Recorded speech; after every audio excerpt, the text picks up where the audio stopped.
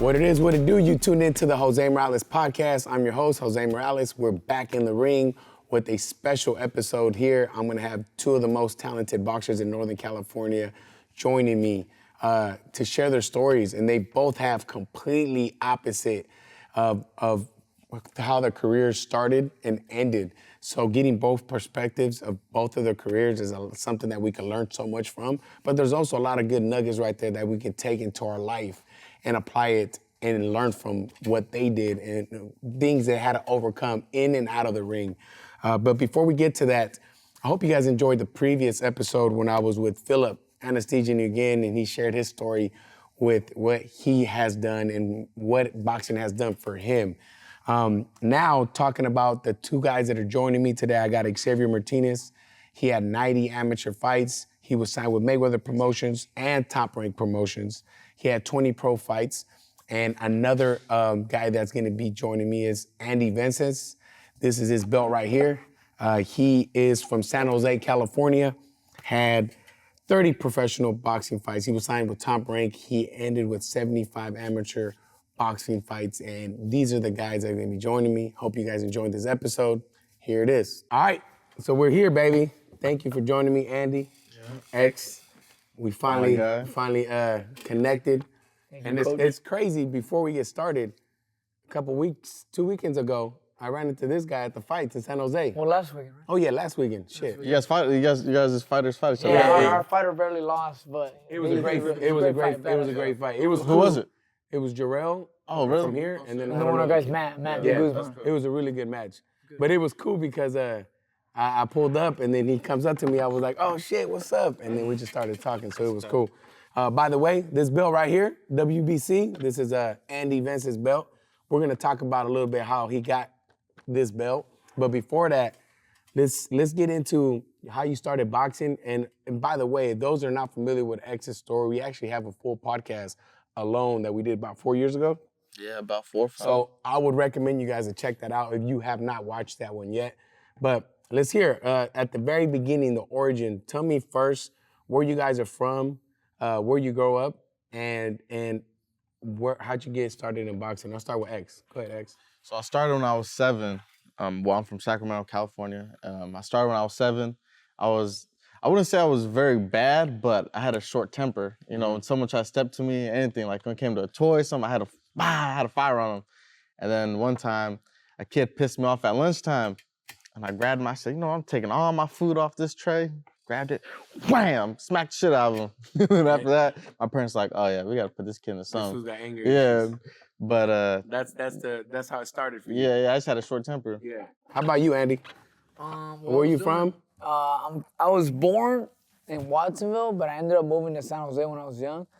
The reason why I say is I'm from San Jose is San Jose basically raised me. I represent San Jose. I was introduced to boxing in San Jose. I did soccer when I was little. I started doing kung fu, martial arts. But I didn't like that we didn't compete in martial arts. I was getting in fights in middle school. And I just told my dad one day after practice, after kung fu, I told him, hey, you know what? I want to try boxing. Because we used to watch boxing, De La Hoya fights with the family, and we used to get together. Yeah. But I didn't know how to start boxing. I didn't know it was even something that could be like, I didn't know how to get into it. So I told him I want to try boxing. And then that was that day after going to the gym and the kung fu gym. He pulled me to the side and he said, hey, look, check it out. I'm going to find you a gym. But if I don't see improvement in a month, I'm going to pull you out because you don't play boxing. Mm-hmm. And then after that, he found a gym in San Jose. It was called San Jose Pal. Pretty much my first gym. And with Candy, right? Yeah, with Candy Lopez right there. Back then when there was real fighters on the gym. It was just different. Now it's different. Generation of kids have changed. But back when I went, it was very like street-like boxers trying to do something in life. So it was just super motivating being there. And then that was it. It was like my niche. I fell in love with it. And I just, so that was the gym you started at. What gym did you start at? I started with Ray Woods at Golden State Bloodhounds. Okay, cool. And that's in Sacramento. And tell us about the gym. Well, Ray, he's the stepfather of Diego Chivo Corrales. Mm-hmm. You know, so he was probably one of Sacramento's best. Next to Tony the Tiger Lopez and stuff like that. Cool. But, Sounds good. Now, both of you guys have your fathers heavily involved in your careers and stuff. So let's talk about that a little bit. What was it like having your dad, and what kind of influence did your dad play in your boxing career? I'll go with you first, Andy. Yeah, my dad was. You know what? I'll be honest. As soon as my career ended, I haven't really kept touch with my dad. Oh shit! Really? Just because it was like boxing kind of like was our thing, and then when it ended, it was kind of like, I don't know. It's hard to explain. It's like you guys had nothing else in common no more. Like that's what kept you guys connected. Yeah, every Saturday we would go train together. We'd go to the gym together, and after he used to develop a gymnastics routine for me after training, and that was what we did every weekend. After that, we'd get lunch together. So my dad was the reason why my amateur career, when I didn't have money or didn't have gas to go somewhere, he'd fill my tank up, give me that money. He was that father that when no one believed in me, he did. And I could honestly say if it wasn't for my dad, I wouldn't even have made it as far as I did. Yeah. He was literally my number one supporter. That's why when I see every father in the gym supporting their kid, I go, hey, bro, thank you. And they go, for what? I said, hey, for supporting your kid. That's awesome. That's true. I want to touch that on a little bit, but let me hear your story with your dad. I'm not gonna dump. I can relate to Andy like that with as far as, my dad was right there day one. Still was with me, after, shit I've been through. He's still right there. But when Andy said, he lost connection with his dad a little bit, I could kind of feel that, like, because I'm with my dad right now, but it's like I felt like we couldn't. It kind of cracked? Yeah, like I felt like It's not the same that it was 5 years ago. Yeah, I would say that. But now it's like we're good and we're good now, but I felt Andy on that one. Yeah. But it's good now. But yeah, my dad was my biggest supporter, and shit, like he said, whenever you needed money, bam, right there, bam, right there. What do you think the support is as a dad? Like, for example, do you think a dad should be all over you, all over the coaching, all over what you need to be doing, or do you think the dad needs to have where's the border on that? Do you think they need to be all over you, kinda, not too much, not involved at all? Obviously, you don't think that, but where do you think it is? My dad was involved, but a lot of the times it was arguments when it get too deep into boxing because I would, like you always tell him, like, I gotta listen to my coach. I gotta listen. Whatever my coach is telling me to do, I'm gonna listen to him. Like, I get what you're saying, but this is my guy. I was just super respectful to the coach. Even though my dad did, every time my dad made a lot of sense, he goes, see, you did it. I've been telling you to do that, and you did it. But I guess us as sons, as kids, sometimes when we hear it from our parents, we don't want to listen because it's our parent. But yeah, if it comes from you, someone else, like we take it differently. It's weird. Well, I don't know why It's the like same that. shit, but it's different from a different person. It's weird. That's what my dad used to ask me. I'm like, I don't know. It's like he was like, why don't you talk to Ray like that? I'm like, it's just different. Yeah, it's different. But my dad, he let the other trainers do what they do. But after a bad day at the gym or something, he'll give his like 2 cents because he's been in the gym with me, so he sees certain shit. And yeah, but he would always let the trainers do what they do. But I would say as a father, just emotional support is great. Yeah. When I took my first loss, my dad gave a heavy speech after, and it was just super like motivating. He's always been like that guy when you're down, lifts you up. So did you feel like, my bad to cut you off, but did you feel like, for me, I feel like when I took my first loss, I feel like my dad was gonna look at me the same. That was just me. That's just how I felt. You feel like he wasn't gonna look at you the same? Why? How'd you gonna be feeling that way? I don't know, maybe because... Did it happen? Nah. Okay. How about you? I posted it. My dad gave a speech at the MGM Grand when I took my first loss. I was there. To everyone, how he came to this country, didn't know English, worked certain Started from jobs nothing. and started from nothing. So he goes, even though it's a setback, he's gonna pick himself up and keep moving forward. And I think it's little things like that that feed you as a fighter. Like, fuck, as it is, I'm broken, but I still got.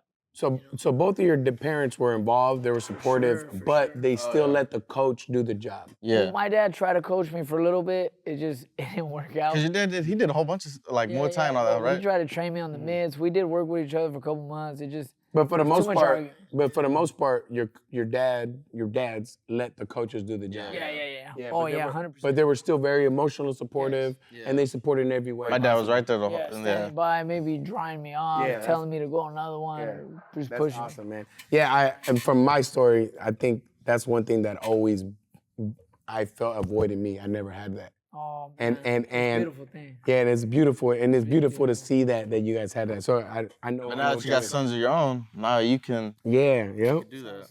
So your amateur career when you started off, how old were you when you started boxing? I started a little late. I was 14 when I had my first. I didn't have my second until I was 15, and I started having more. Okay. And I you? started when I was 7. 7. Yeah.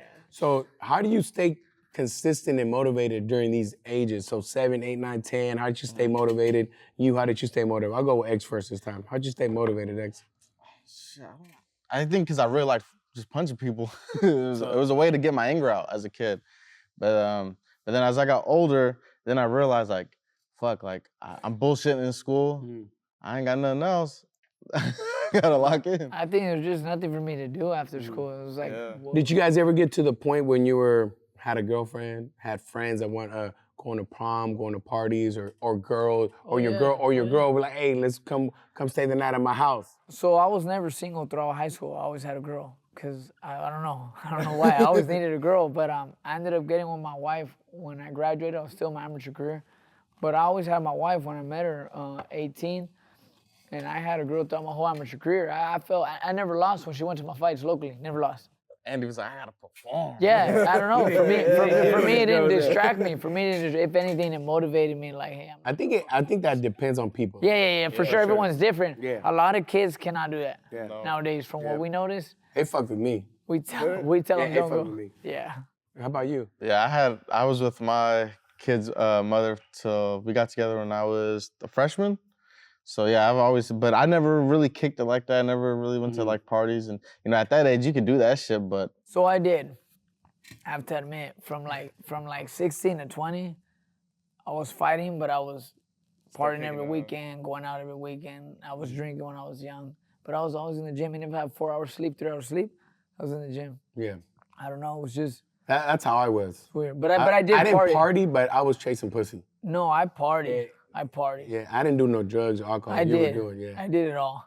Yeah. So what I think was good, because when I went pro, I was 21, so I didn't have no temptation. You got it out of your system. I wasn't even trying to even be around it, because I was like, I you were focused now. Yeah. And you didn't have that doubt of what is it like. But I'm not saying do that. I'm just saying when I went pro at 21, I was so motivated and for sure knew what I wanted, what I needed. I really, had that time. Yeah. You. Now the girl thing. Let's talk about the subject real quick. I feel like the girl plays a big part, meaning she can be really, really supportive and bring the best out of a guy, or she can tear a guy down. Is she the problem or the solution? Exactly. So with your guys' with your guys' story at this time, not right now, when you're 17, 18, 19, this girl that you're dating at that time, was she a problem or a solution? Obviously she was a solution because you guys moved ahead. Yeah. What was the girl like? Explain what she was like that it was supportive. I would say like just, she understood. So we did have a little hiccup when we first got together, when she invited me somewhere I couldn't go. This was the only one problem we had. And I told her after that day, I got married to boxing before I met you. If boxing doesn't come before you, I don't think we should be together. Oh, since then, you hear that? You hear that? Ever since then, we never. You got to say that to the camera, because there's a lot of. I'm serious. Yeah. The kids. A lot of young kids. A lot of young kids don't put that. No, say but that I to love. The camera. This I love. Tell the girl but serious. I love my wife. I love my wife, but it was she invited me out, and I remember I couldn't go because I was sparring the next day, and I told her, and she kind of seemed disappointed. And then I remember the next time we met, I talked to her like in the car, and I told her, hey, you know what? I hella love you. I want to be with you. I see a life with you. But at the end of the day, I married boxing before I met you. And if you feel that you need to come before boxing, maybe you shouldn't be with me. And it was at that point she understood, you know what? I see where he stands. Ever since then, always supported me, never questioned me, and just, it was never And this is why he married her. That's why I married her. This is why he married her. Because, look, it was clear, and she supported him. She really did. And that right there is a good woman. And thank you for saying that. But he was very communicative about it. He said, look, boxing's first to me. And a lot of girls, if they love you, they'll respect that and they'll push you. And if they're not, they're going to complain and fight you about it. Yeah. And you had a good one. Good shit. I like how you said that. How about you, X? How was it for you? She was supportive. I'm not going to be like, nah, she wasn't. She was very supportive of my career and all that. But, things happen. Yeah. It's life. Sometimes I think at the end of the day we just outgrew each other. Yeah. Now let's talk about the gym. I'm gonna stay in the amateur for a little bit more. Go ahead. where you were at, what was the gym like? What would you, if there's anything you would change about that gym? So San Jose Pal, what would you change, or what would the atmosphere like for you? You said a little bit ago, but let me hear about the gym. Like, would I change it now? Yeah, just in general, or then. Give me both. Then and now. Then I think it was perfect. You know what it was? It was just the type of kids there was back in the day, just super driven to kind of be someone, become someone. So when I walked through the doors, there was always someone better than me that I was looking up to. Like, I want to be there. I want to get there. There's always somebody pushing you. It was just, you know. How about for you? I would say now that I've got all the experience that I've gotten, I do wish I would have got a lot more outside sparring. And that was actually my next question. I feel like outside sparring, you gotta go LA, you gotta go New York, you gotta see all these different styles. Because to be honest, I feel like if I was to do that early on, it would have helped me. Like, I was good, but I feel like I would have been a lot better. Yeah. You would have developed more. Because that was a question I had for you guys both, is how many sparring partners did you have in your gyms?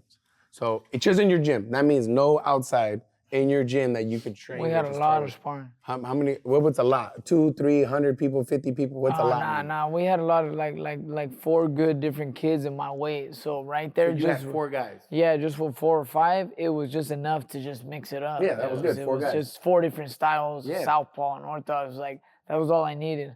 4. And yeah, I know you're not talking about outside sparring. Plus the outside sparring, he would have gyms come down every Saturday. It was dope. It was dope. Yeah. So Candy was doing it right. He was doing it right. Yeah. We were sparring Monday, Wednesday, Saturday. Yep. How about you? I had a lot of people coming in and out the gym though. But in your gym, you didn't have that much sparring. Because I mean, for my pro career, I sparred Ruben for every camp. Yep.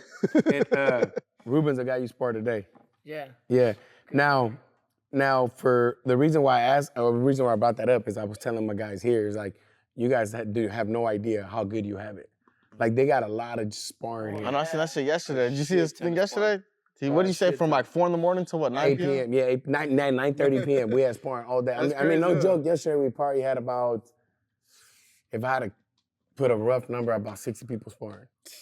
Yeah, and that's just in-house. That's just in-house. That's not going out. And the reason why I bring that up is they don't realize how good they have it. Yeah. That's a blessing. Oh yeah. That's a huge blessing. Plus you see a whole bunch of different styles. A whole bunch of different styles. All right.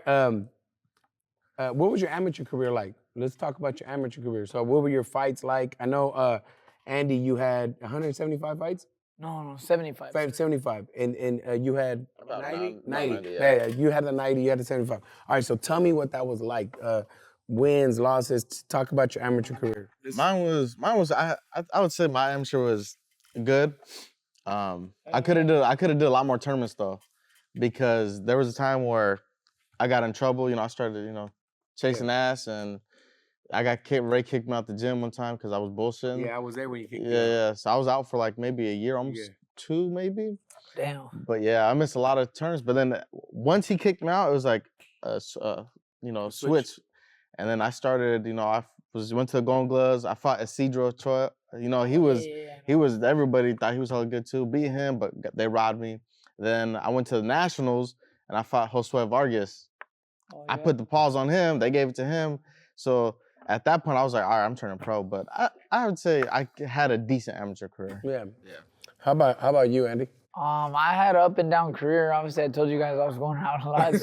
So I was winning. I was doing good. Everything was good. But I would say you reach a point in your amateur career as a fighter when you get older where you start realizing you should have won these fights, but you're not getting them. Mm-hmm. And that's what happened to me. I reached a point where I fought the number 2 seed back when they used to have computer scoring. Mm-hmm. I don't know how we tied. So then they went to who threw more. So I already knew, like, damn, Mike saying I threw more punches, like, I'm going to win.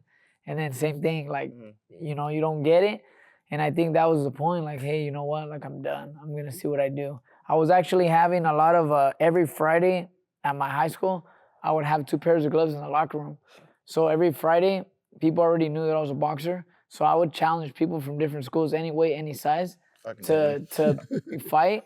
No mouthpiece, no headgear. How did this fool not get suspended? Pretty much, but it was Fridays after school, out of school, like off campus, like at the Rose Garden. But it was a fight, no rounds, no minutes. It was to whoever gave up. So I started getting experience doing that. And I think it was then when I started doing that every Friday after school and I started fucking fools up from all over, I was like, dude, I could make something out of this. Yeah. Like, it could actually go somewhere. I was like, now I need to get paid. So eventually when I got to that point in my amateur career, I turned pro, and I knew mentally, like, if I'm taking on these people, random football players, obviously awkward styles, they don't know how to box, but it was still challenging, you know? Hard to read them, and yeah, that's what helped me a lot, to be honest. The sparring, he said it would probably help them a lot.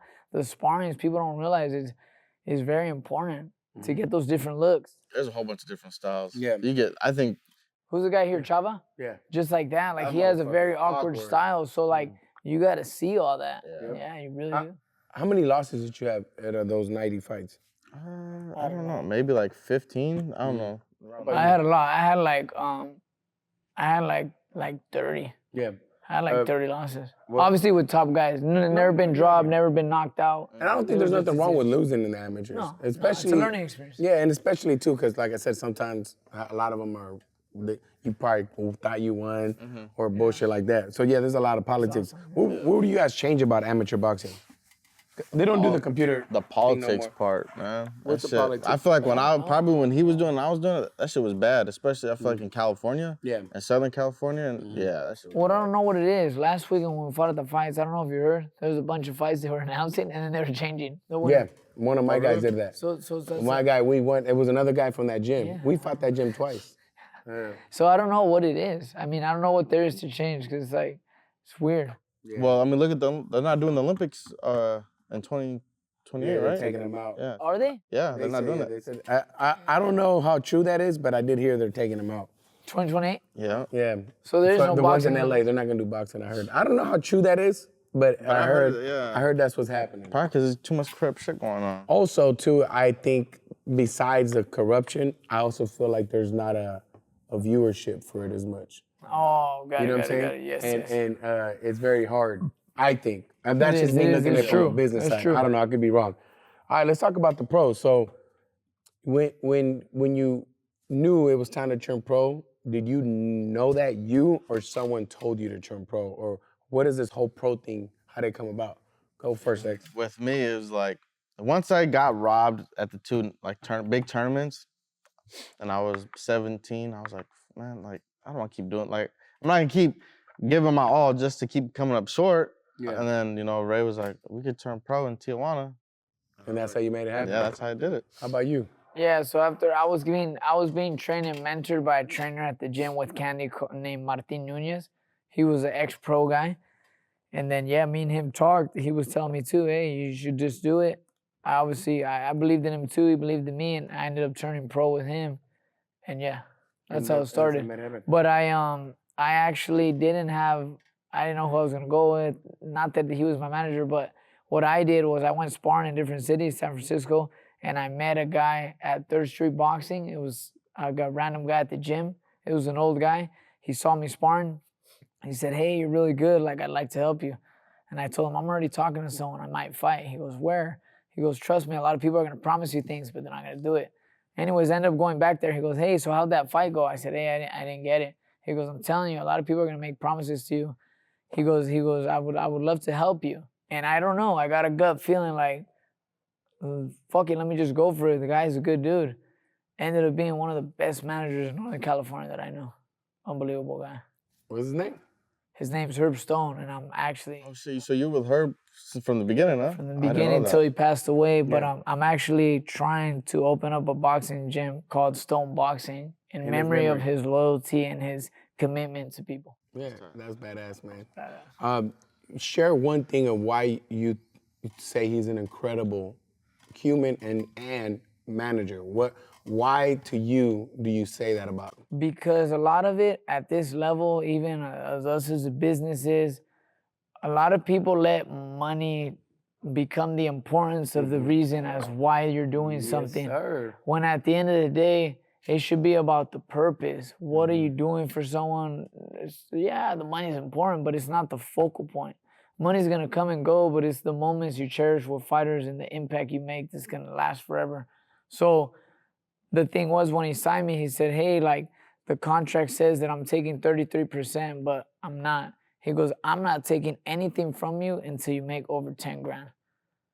So all my build-up fights were my first fight was $1,500, $2,000. I never even got 10 figures till my 14th fight. So he didn't take nothing throughout. And then after that, he said, I'm just taking 20%, not the California 33%. And yeah, the only thing that I want to advise any fighter that's watching this is when we went to the commission's office, I said, hey, but it says you, but why don't we put on here, what happens if you pass? I told him like, hey, what happens if you're not here? And he started laughing and he said, come on, trust me, buddy, I'm going to be here a long time. You don't got to worry about that. With the whole Top Rank contract when I got signed. I said, hey, but how do I know they're going to give me that? He said, don't worry, I'm going to be here for a long time. You don't got to worry. I would have wished we would have put it on paper because as soon as he passed away, now it was in the hands of whoever. He's not there to look out for me no more. Yeah. So even though nothing lasts forever, so you got to have it on paper. Even if you got the guy behind you, you never know in life what's going to happen. Yeah, and when he passed away, since it wasn't on paper, my purse is my pay, it was pretty much up in the air. Yeah, that makes sense. Let's talk about how you got signed, because you guys both got signed with major promotional companies, probably some of the biggest ones in boxing. You were with Mayweather Promotions, you were with Top Rank Promotions. So let's start first with, how did Mayweather Promotions come about? You want me to do both of them or just? Let's start with Mayweather first, and then we'll transition to Top Rank, because Mayweather was first, right? Yeah. All right, so I got with Fuck because I had a manager named Repo Rick. Oh, yeah. Yeah. I'm not gonna say he was a horrible manager, you know. He was always dancing, yelling. Shit happens, but no. So he was always at the Mayweather gym, and every now and then he would take care of Roger Mayweather. So one time, I guess he told Floyd about me, and Floyd was like, "All right, come to Miami." So we ended up going to Miami for like maybe a couple days. Man, that was like the craziest experience I had. All right, explain why. We got to go into detail. Why was it the craziest experience? So the moment I get there, here's 5 bands. Okay, go do what you want. And then we end up going. That's how he greeted you? Yeah, and then we end up kicking 5,000? Yeah, and then we end up kicking it. Went to the club. I think I was barely about to be 18 though. I looked at my dad because we're going to a club like 4 in the morning. I'm like, I can't go in there. The security guard grabs me. Just throws me in there. I'm in the club, champagne dropping on me, Floyd taking out hella racks. I'm like, damn, this shit's crazy. Shit. And then we went out to eat and just seeing that lifestyle, I was like, damn, this shit's crazy. Did it motivate you? It did. It was one of those moments where I was like, damn, like I can have all this. But it was fun. And then after that, I stayed there for a little longer and then signed the paper out there. And ever since then, I was with Floyd. You got signed in Miami? I got signed in Miami, yeah. They brought the contract to my hotel. But they didn't see you sparring. Yeah, did they see you sparring? They just seen for my fights. Got it. That was it, yeah. So never seen you train, never seen you nothing, all word of mouth. All right, that's a lesson in its own right there. Yeah. It's about who you know. Yeah. It's about who you know right there. Because Repo Rick hung out with Mayweather and took care of Roger Mayweather. That's what I'm saying. Like I'm not even like I won't be salty towards him. Like shit, he got me an opportunity. I'm like, hell yeah, that's a huge opportunity. All right, that's how he got signed. Now we're gonna come back because he got signed with Top Rank after. So how'd you get with Top Rank? Because you had 12 fights unsigned, right? Unsigned. Yeah, because you were fighting a lot at Cash Creek. And Fairfield, right? Cash Creek. I was fighting Redwood City. I was pretty much fighting locally local show. because my manager at the time told me, hey, you need Who was to your build manager at the time? Herbstone. Oh, okay. The guy, the number one guy. So he said, hey, we need to build your fan base. You need to fight locally. You need to get people behind you. He goes, at the end of the day, I'm going to pay the opponent to help you. Like, I'm going to pay people. I'm going to build your record. But you got to do me a job. Like, you got to do your job and you got to sell tickets, put your name out there. And this is what a lot of kids don't do nowadays. I was very big on social media as far as posting, like, after training sessions, like, hey, I'm working hard, fighting this date, hit me up for tickets. Always just posting, just come find me. San Jose's best. Just making it known back when Instagram first came out. And sure enough, I was fighting locally. Got 1 fight, 2 fights, 3 fights, all the way to 7 fights. Then I fought my 12th fight. This was the opportunity I got on Fox Sports 1 on a Golden Boy card in Salinas. They had me fighting a guy from Golden Boy that was 8-1. They called him Santiago Guevara, the Wolf. And they said, you're going to fight on Fox Sports 1. And this is what people don't understand either. It was a 6-round fight. How much you think I got? You probably got like $3,500.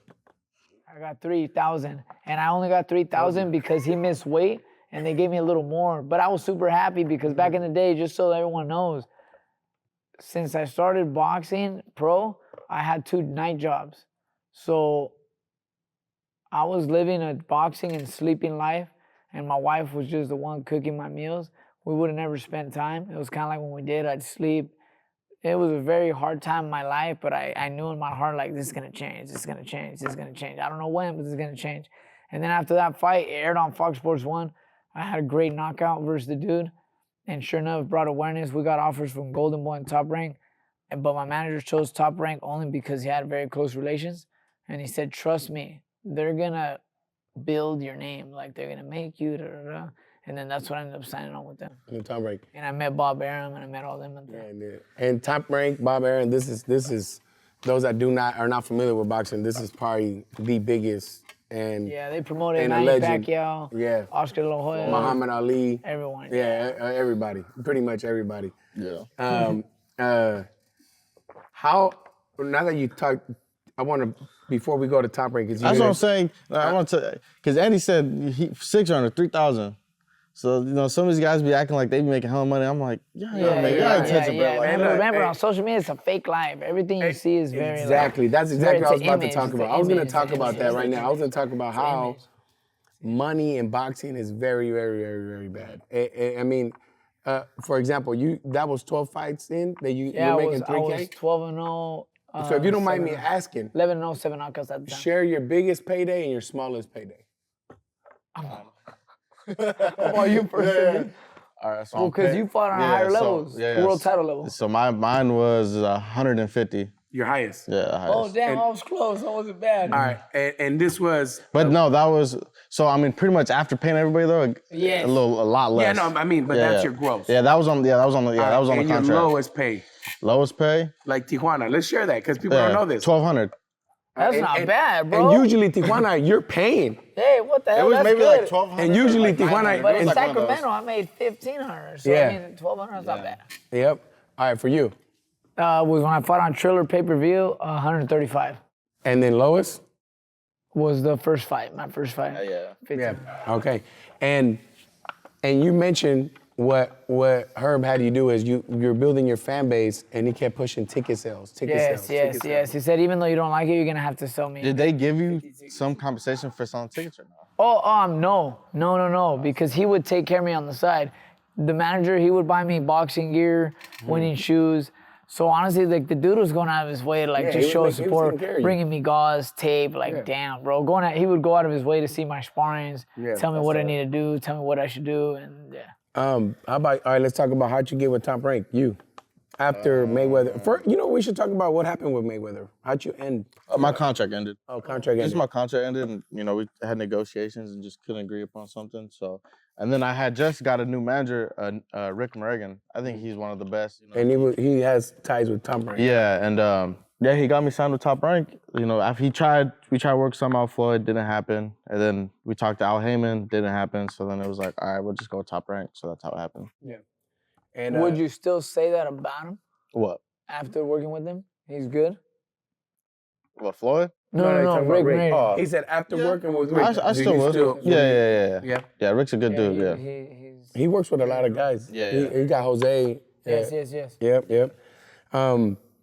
You guys are both from Northern Cali. Was there ever a fight in the same weight class? Was there ever talks about you guys fighting each other or anything like that? So by the way, I used to go to spar X a lot back when I was training at Stockton. I was sparring a lot. Throughout my whole life, I was sparring him a lot.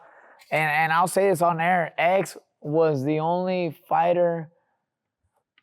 I've been dropped to the body, but X was the only one that dropped me with a punch to the head during an exchange. I got up right away, did another round or two, but it was a reality check. Like, damn, this motherfucker's good. Like, I know people know he's good, but he was that good where no one's ever put hands on me to drop me like that. And not that put hands, I was boxing, I was doing fine. It was good. It was good. He got caught. In the middle of exchange. But people have caught me. I've never been down. My whole pro career, I've never been dropped, never been stopped. So, I mean, I always tell fighters, if it happens in sparring, don't worry about it as long as it happens here. Just don't let it happen out there. You're good. But no, I never had, throughout my whole career, I never heard talks of me. But I knew he was in my weight class. I didn't know he was in my weight class, so I always knew, like... If I was a top rank, we probably would have fought. Yeah, so when he moved over to top rank, I think I was already out, huh? Yeah, you were already out. I was out, so I was like, fuck yeah, I'm good. Well, I was like, fuck, like, I don't think I would fight him because I respected the dude in a way where, like... But you and me, we've always had mutual respect. Like, Andy was like the talked with each other, nothing. It was just that respect. Do you think that's, like, I know you said we respect each other, we're friends and all that. Do you think that will stop you from doing your job? I think it would be one of those fights where Honestly, we would both have to be paid. Yeah, but it's something that Okay, so I for personally example- wouldn't do. Yeah. Oh, you wouldn't wouldn't do do it. it. So, for example, Yeah, I usually have to kind of have something on someone that I don't like or something that I fucking just want You to can't fight. stand the motherfucker. so if you know the person, you like him, you're not gonna fight him. I personally wouldn't. That shit gotta be right. That shit gotta be right. So, for example, let's put it this way. Let's say you were signed $150,000 annually salary. Fuck, I wish. No, I'm making this up. Okay, go. And for this annually salary, you have $150,000. You have to fight twice a year. Nah, I'm good. Bro. Yeah, no, fuck that. That's not enough. Hold on, you're not even letting me finish. You're not even letting me finish. I don't even want to finish it. So it's not enough? Go, no. Nah. It's just, you know what it is? I think because me and him know how the game is. No, the training camps, all that shit, it's a lot of work, bro. It's not just twice a year. That sounds easy, but like, there's a lot of work that goes into preparing for a fucking fight. It's a lot. No, I know, but I think if you do the But nah, math. I'm good. I'm good. Fuck. I'm Okay, good. so he said no. He didn't even let me finish. I'd rather find another 150 somewhere else. Right? My OnlyFans. Sign up to my OnlyFans. So tell me something about pro boxing a lot of people don't know. To me, it's one of those sports where it's very, very unforgiving. So I'll give you an example. Biggest payday, $150,000, right? Oh, that's a good one. Well, less because I got to pay everybody that need to be paid. But it was still over $100,000. So how much were you left with when you paid the trainer, the manager, and by the way, X, did you ever put aside money for taxes or you got fucked for that? Okay, Go. Oh, he got fucked for that. His answer was everything. He You said, know, I wasn't gonna say too much, but I'm like, if I can help the next fighters, I'm gonna do it. speak up, baby. Speak up. Exactly. But okay, so after paying everybody, like, okay, Ray, 10, manager 20. All right, that's 30% gone, but still over 100,000. But after that, my next fight, try to guess how much it was. Right after that, try to guess how much the next one was. Because that was a title fight, right? Title eliminator. And then the next fight, what was it? It was just a regular ass normal fight. No. It was probably under 10. And that was 20. 20? Okay. Ain't that some shit? But yeah, no, people don't understand. Yes, That's what I'm that's saying. what it is. So I just offered you, hold on. I just offered you $150,000 twice a year. And you didn't let me finish the rest of the deal. Oh. That's $75K consistently per fight. no matter if you win or lose. Doesn't matter win or lose. And the next year, you still have your annual salary of $150,000, But no matter that's win or an lose. annually salary I pay taxes on. Yep. Huh? That's an annual salary that I pay tax on. You're gonna pay taxes on the $150 Yeah, regardless. fuck that. Hey, you're gonna pay taxes I regardless. made a video on this. Like, it's a big thing. You gotta put money. They always say 20% just to be safe. Obviously, you're gonna keep some of it, but just. Nah, you gotta put money aside. Yeah, so I would always do that. I would always do that. Okay, so that was the biggest thing that you keep explaining the unforgiving part. You didn't explain. Well, it. look at that. You go, so I got paid, right? So I'm expecting, okay, my next one's probably gonna be like 75, 50. You know, that's a big hit, but it's not that low. So you're explaining the So pretty much what's after the this unforgiving part? You're explaining that. I mean, look, you work You're explaining all that. these fucking Are you years. explaining that inconsistency? Is that Oh what's yeah. unforgiving? Well, Okay. but don't stay on your shit. But what's fucked up about is we put years just to get a That's big true, payday. that's true. I did my job for 17 fights. I fuck up one time. Now I feel like I'm Yeah, back to that's square how it one. is. That's how it is. And that's why I told you my deal sounds amazing. Nah. Yo, 150,000. Okay, but then I'll say this though. You got You know how- you get sponsorship money though. So Exactly. sometimes You're gonna get sponsorship. You know how I would maybe take it in consideration if you said 150,000 untaxed.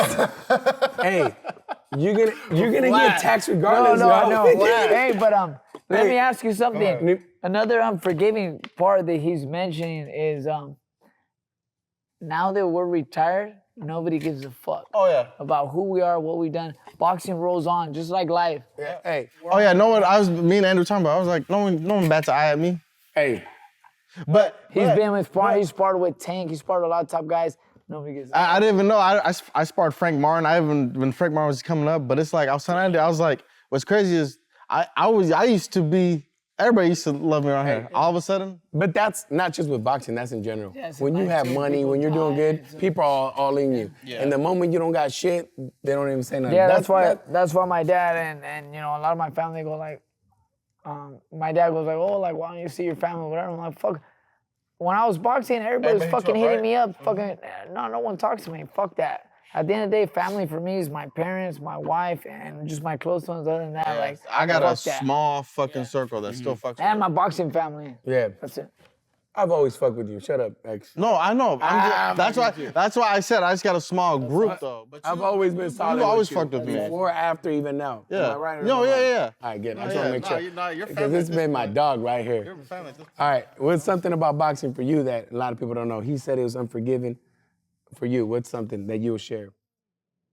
I actually, I mean, I know there's hella bad things, but I feel like there's hella good things for it.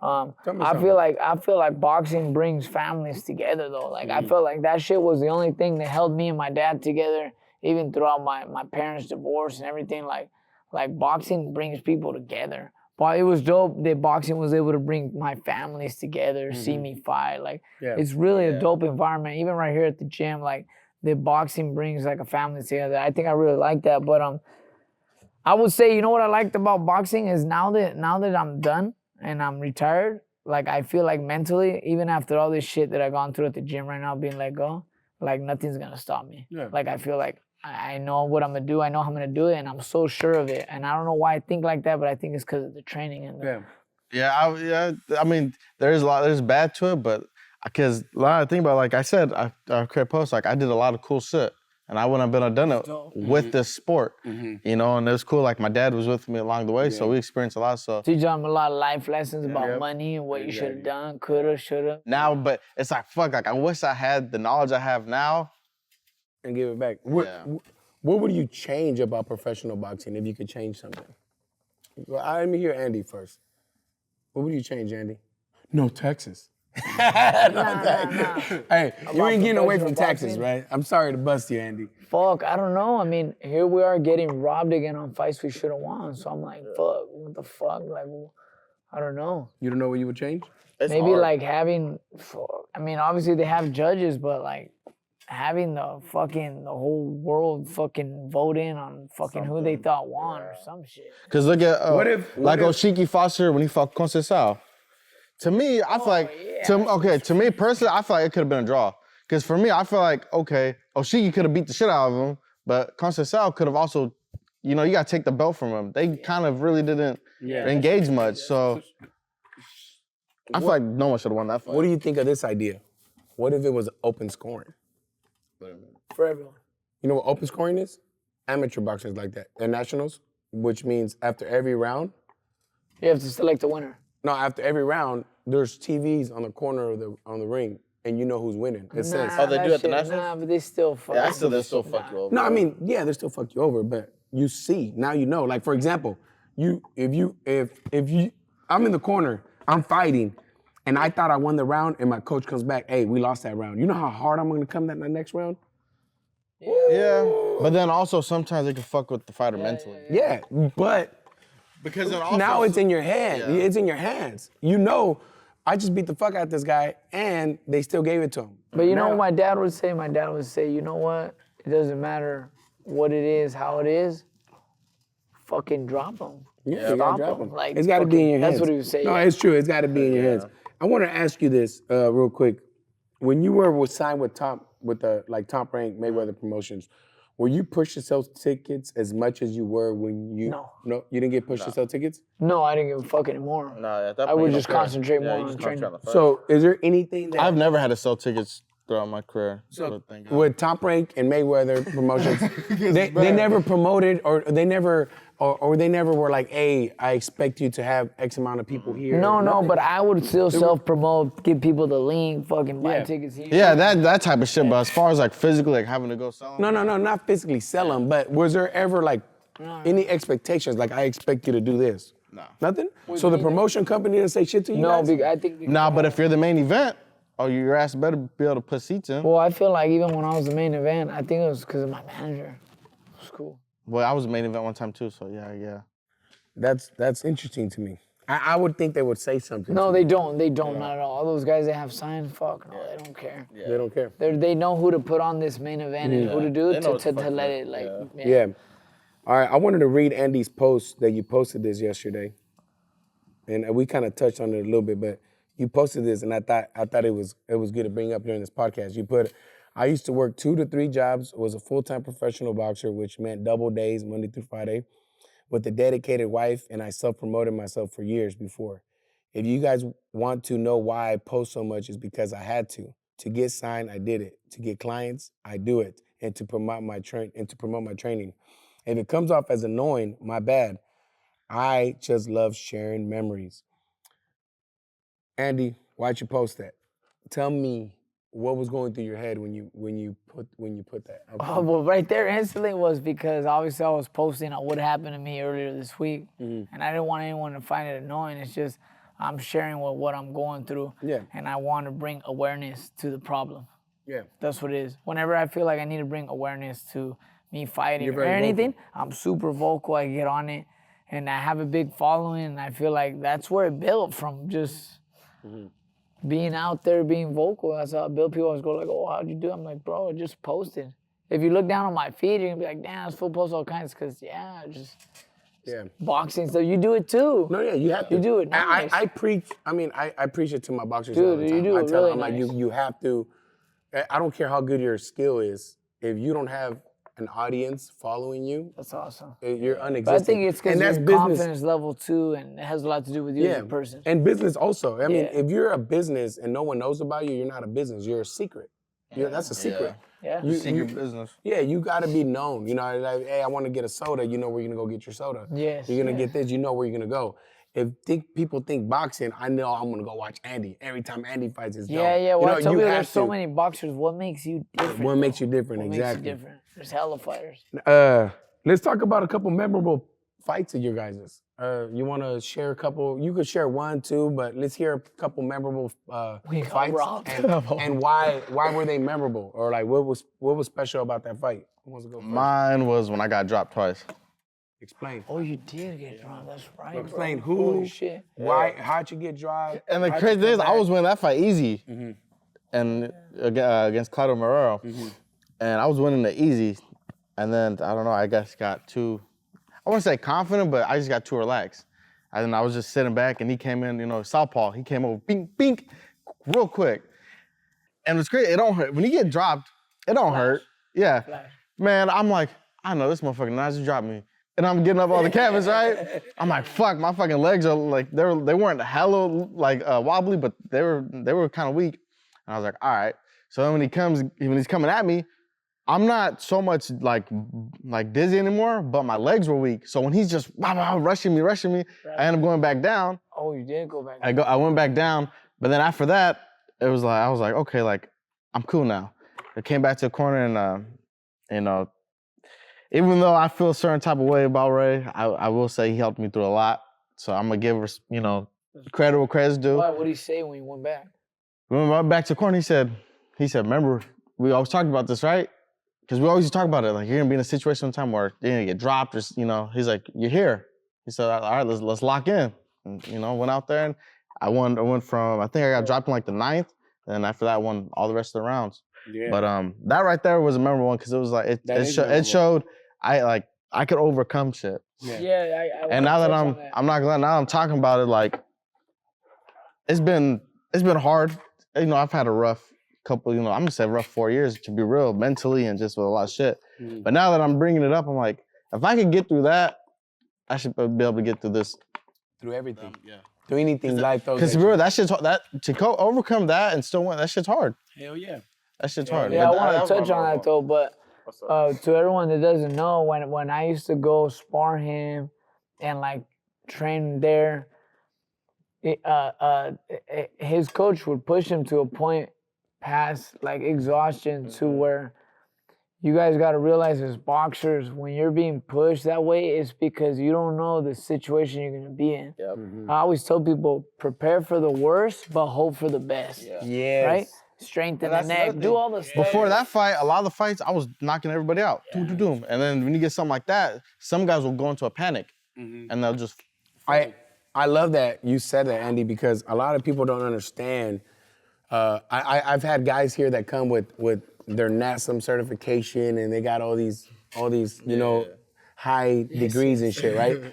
And they're like, it's not healthy or you can get better performance if you do this.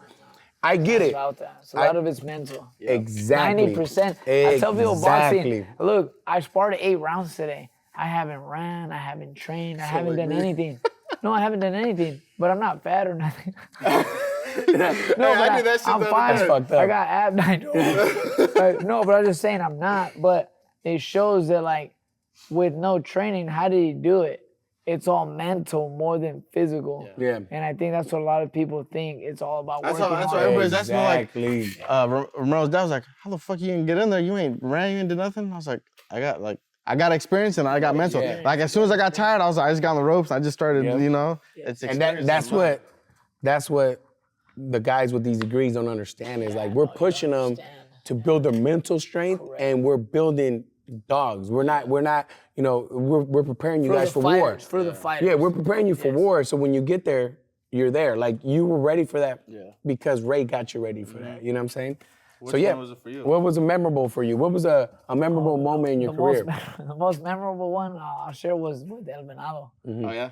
The guy who just knocked out? Yeah, I fought him. All the commentators, everyone had me winning the fight, but I lost it. It was the most memorable fight because I was in a situation I never fucking imagined myself in, from being headbutted the first rounds, getting cut open, blood in my eye, almost got dropped, held on, figured it out, came back to win the fight. But after that fight, the reason why it was so memorable was after the fight, I wasn't like all there. Like I felt it was that fight that just, it took it out of me. I remember I went to work one day, I just felt slower, I felt different. I came home crying to my wife, I said, hey, I feel different, like I don't feel normal, like I feel slower. And it took me a couple weeks to really recover from that fight, from just the punches. That's why I tell people, like, I haven't been dropped, but I've taken a lot of punches from being up, not going down. Where, fuck, maybe I should have went down a certain time. Fuck it. I'm not taking the rest of the punches, but it's something I'm proud of that speaks to like my hard work, my endurance, my heart. But it's like, fuck, it was very damaging to me. And I honestly, from that fight, I went really downhill, little by little. Where I had these fights, I won them, didn't get them, and I just slowly started declining. Damn. A lot of punches. Hey, but now though, that dude was a bad motherfucker. Badass motherfucker. Hey, he's awkward, he's tough. And he knocked out like 6 guys after me. He didn't knock you out. That says a lot. No, and he told me, they interviewed him on set, and they said, what was your hardest fight? He said, with Andy, bro. It was badass. He goes, that was the hardest fight of my life. Yeah, that's so badass. I was like, oh, that's tight. That's cool. By the way, I hope he heals up. I heard he had he had a small brain bleed. Yeah, brain He just bleed. messaged me. He's good, though. He's good? Yeah. He's good. So I'll be talking to him. Yeah, I got that respect. He seems hella cool, because I never talked to him, but I seen him, he like shook my hand. And he's super dope, super dope. Yeah, that's cool, man. All right, so what made you guys retire? What made you stop? What made you be like, you know what, I'm done with this? Damn. I mean, I got a fucking reason. My last fight, I got hit a lot behind the ear. Because I started slowing down in the fight. Again, didn't get dropped, whatever. After the fight, felt oozy, went to dinner. I was just out of it, threw up at the dinner table, and it was there. They were like, hey, take him to the hospital. Like he might be bleeding in his brain. You got to see if he has a brain bleed. And I was like, no, I'm not going. Fuck that, I'm not going. I was like, because every time I go, you guys don't pay the fucking bill. Yep. I said, I'm not going. Until I got the verbal, like, hey, I'm the promoter. You're gonna go. I'm gonna take care of it. I was like, fuck that. So what you guys always say, and I get. By the way, I paid past top rank medical bills. I paid one of them. The other two I ended up fighting for, and I did get the money back. But it was a pain in the ass to get the money back. It was crazy. It was like years later. But anyways, I went to the hospital. They told me, hey, check it out. If we notice you're bleeding in the brain, you're probably not gonna remember us. You'll be in a coma. We're gonna have to open you up. So they're like, let me do this CAT scan. Let me just see what's up. So when I was doing the CAT scan, I started crying, bro. I was like, fuck, like, am I bleeding or what? Like, what the fuck? But sure enough, I came out and they're like, hey, we haven't seen nothing. And I took it at that point. I said, you know what? This is a sign from God. You've done what you did. You did a great career. You've never shortcutted anything. You've never bullshitted. But that's it, champ. 35. Say, be proud of yourself. Like, don't. This is a sport where I could continue, but you're asking for it. It's a very unforgiving. Someone's gonna put you down, and it's gonna happen. Like, it's gonna happen. Yeah, it's inevitable. How about for you? For me, I think I lost a lot. I lost a lot of love for it, and then I was also going through a lot of depression. Like it just started to hit me, and the fucked up thing. I'm like, fuck, why couldn't this hit me a little after? But it started hitting me right before the constant self fight. That's when I started to go down. Why before? I don't know. It's just. And those that don't know, that was probably his biggest fight. Because explain why this fight was so big before you explain. Because I was the winner was on fight for the WBC. So then winning this fight against the title fight. So I used to ask myself the same. Like I would fucking cry randomly. Like I don't fucking know. And then I started to lose the love for it. So you started getting real depressed. Yeah. Completely random. Before the fight. And then I dealt with shit during camp that no fighter I think should deal with before that a big fight like that. I dealt with shit then, and then after that fight, I was kind of like, fuck, like I can't get out of depression. I fucking the trainer I want to be with for and rest of my career. Now we got to split. It was just a lot of shit, and I was like, but I could overcome it. But the more I tried, the more I feel like I had to keep forcing myself, and I was in my head. I'm like, it's gonna get to the point where I really don't want to do it, and I'm just ending up getting hurt. Like this last one. Being with you helped me when I was here, but as soon as when I went back up there, it was like depression started to click back, and I was trying to force myself to get it. When you went to Roberts. Yeah. It's all mental. And very mental. It sucks because everybody's like, oh, like, shit, actually, hella young, you get back into it, like, you're like, it's just a phase. But people don't realize if your mental's not right, and if you don't love it, I don't recommend you do the sport. No, hell no. You will get hurt. Mm-hmm. But the more, I think I told you, I might have told Andy, I will say throughout my whole, even as an amateur, I never felt 100% confident in myself. Oh, yeah. And I never felt like, I never felt like I gave myself 110% in the sport. Oh, shit. Yeah. I feel like I was blessed to have the talent, and I went a lot off. Just, I don't know, I felt like I was cruising.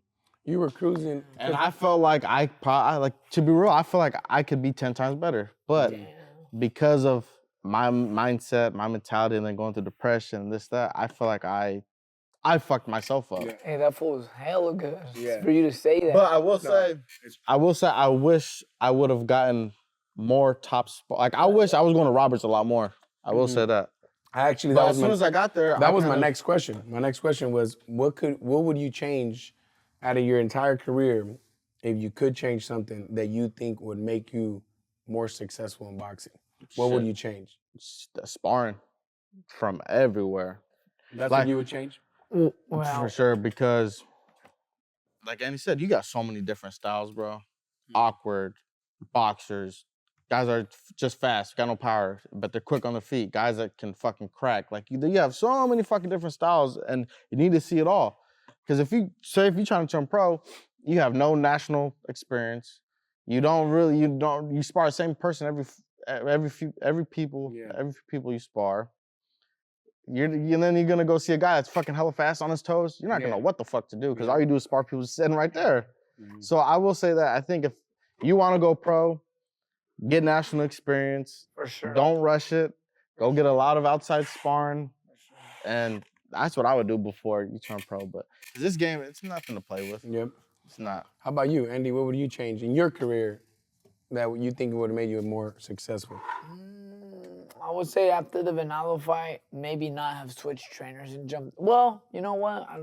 Who were you training? Gabe or Angel. Angel? Angel. I would say He was training you? for that Venado fight, I think maybe. But people don't What's understand. his last name? Cordon. Oh, okay. Angel Cordon, badass trainer, unbelievable trainer. So why'd you switch? It was a life situation too. Is that me and my wife ended up getting an opportunity to buy a home in Los Baños. So due to the distance, there was no way. You had to go to Martinez, right? Yeah, bro, it was 2 hours. But by the way, the end of my career, I did go back with him, and I was doing 2-hour drives there and back, 4 or 5 days a week. So I did it, but it was tough, bro. It was tough.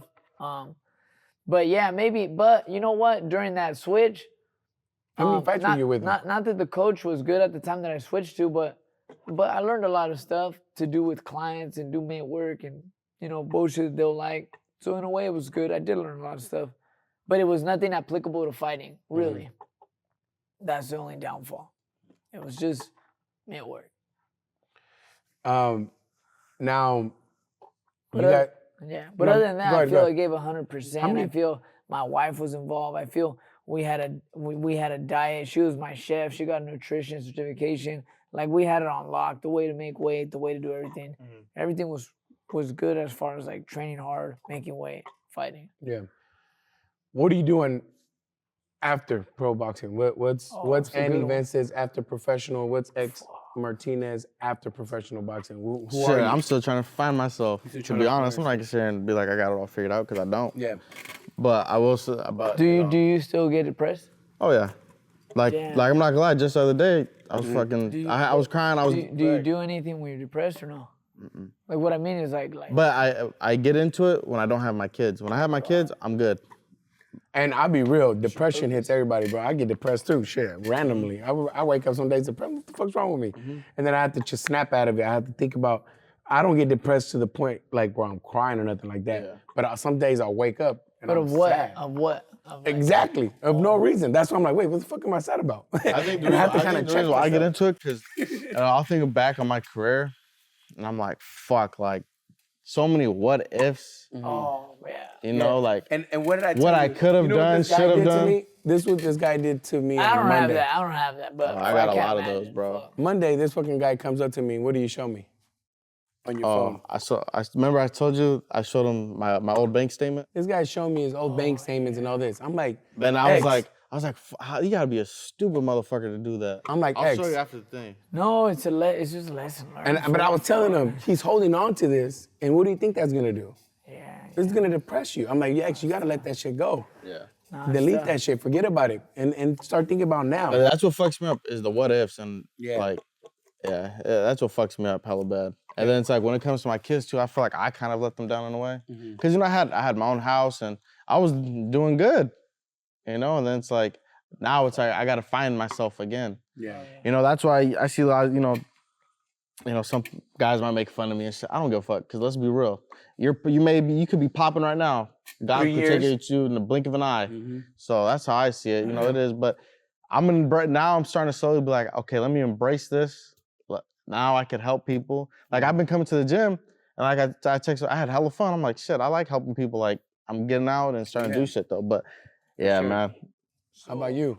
I have a personal problem. I have a personal problem. Like, no, because as a person, I'm not a person to half-ass. I'm all in. So what it was is when I met boxing, I was all in. It was too much running, too much sparring, too much training. Like, this fool don't fucking stop. And everyone noticed that, right, about me. Like, they're like, that motherfucker's fucking, he's on fire. Like, he don't stop. You don't need to tell him shit. Like, that's my, I have an addictive personality.